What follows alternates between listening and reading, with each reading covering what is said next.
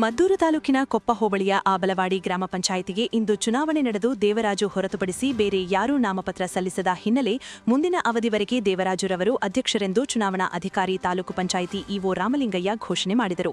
ಇದೇ ಅಧ್ಯಕ್ಷರಾಗಿದ್ದ ಸತ್ಯವತಿ ರಾಜೀನಾಮೆಯಿಂದ ತೆರವಾಗಿದ್ದ ಅಧ್ಯಕ್ಷ ಸ್ಥಾನಕ್ಕೆ ಇಂದು ಚುನಾವಣೆ ನಿರದಿಯಾಗಿತ್ತು. ದೇವರಾಜುರವರು ಅವಿರೋಧವಾಗಿ ಆಯ್ಕೆಯಾದರು. ಈ ವೇಳೆ ಮಾತನಾಡಿದ ಅವರು ಸುಮಾರು 75 ವರ್ಷಗಳ ನಂತರ ಅವೇರಳ್ಳಿ ಗ್ರಾಮದ ಒಬ್ಬರಿಗೆ ಅಧ್ಯಕ್ಷ ಸ್ಥಾನ ದೊರಕಿರುವುದು ಸಂತಸ ತಂದಿದೆ ಎಂದರು. ಇರುವ ಕಾಲಾವಕಾಶದಲ್ಲಿ ಉತ್ತಮ ಕೆಲಸವನ್ನು ಮಾಡುವುದಾಗಿ ತಿಳಿಸಿದರು.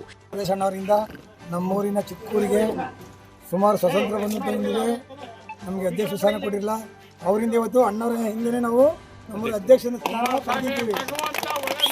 ಪಂಚಾಯತಿಲಿ ರಸ್ತೆ, ಚರಂಡಿ, ಸ್ವಚ್ಛತೆ 4 ಗ್ರಾಮ ನಮ್ಮ ಸೇರಿರೋಕ್ಕೆ ಪಂಚಾಯತಿಗೆ ಎಲ್ಲರೂ ಕಾರ್ಯಕ್ರಮ ಮಾಡಬೇಕು ಅಂತ ಅನ್ಕೊಂಡು ಒಂದು ತಿಂಗಳಲ್ಲಿ ಮಾಡ್ತೀನಿ.